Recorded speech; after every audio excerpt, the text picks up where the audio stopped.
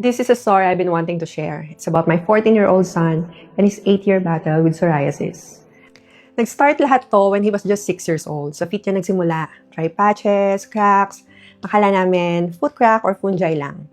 But as months passed, lumalala siya. Doctor after doctor, every 2 months, balik kami ng balik. Iba-ibang creams, iba-ibang diagnosis. Pero madalas ang sinasabi nila is baka daw atopic dermatitis lang or baka may fungi lang. Pero wala talagang improvement. Minsan nawawala yun sa feet niya, pero nagkaroon na rin sa hands niya, and mas grabe. Super dry, crack, laging may sugat. Makikita ko yung frustration niya. And at an early age, tinanong niya na ako, bakit daw inallow ni God na magkaroon siya ng skin problem? Masakit para sa akin makita siyang ganun kasi alam ko nahihirapan at nahihiya siya sa ibang mga bata na nakikita niya yung kamay niya. And for years, paikot-ikot kami. Then came May 14, we met a new derma. For the first time, someone said, baka psoriasis. So nagbigay siya ng creams and oral meds and nag-improve naman for a week as usual. Pero by June 14, bumalik, mas makapal pa. So the doctor recommended a biopsy. A week later, confirmed it's psoriasis. Pinrescribe siya ng oral meds. It's 8,000 per month at ito na ang magiging maintenance niya and lifetime na to.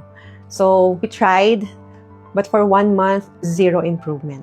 The next option, injection sa kamay niya mismo. 12,000 per session for both hands. Plus, tuloy pa rin yung 8,000 na maintenance niya. As a mom, ang bigat.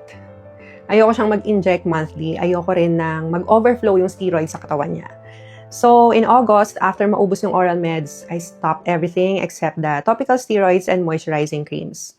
Then, October, nang may nag-share sa GC namin ng mga district ng FGS na merong may 7 years of psoriasis, same case, sa hands din, and in 4 weeks, it cleared. Naniniwala ako sa power ng fasting. So, I told myself, sige, he'll try FGS. October 15, he started fasting, 18 to 20 hours a day. Longest niya, 24 hours, not always consistent, and that's okay. Basta nagpa-fiber siya regularly. October 22, last day na yan na naglagay kami ng steroid cream. So, makikita nyo sa photos na medyo okay na yung skin niya. Fast forward to December 3, I never thought fasting would help my son's psoriasis. Pero ito yung result. Ito na ang kamay niya. No more makapal na dry skin, no more inflammation. Yung redness sa ilalim ng dry skin niya, almost normal na. Konti na lang yung sugat niya, konti na lang yung dry skin.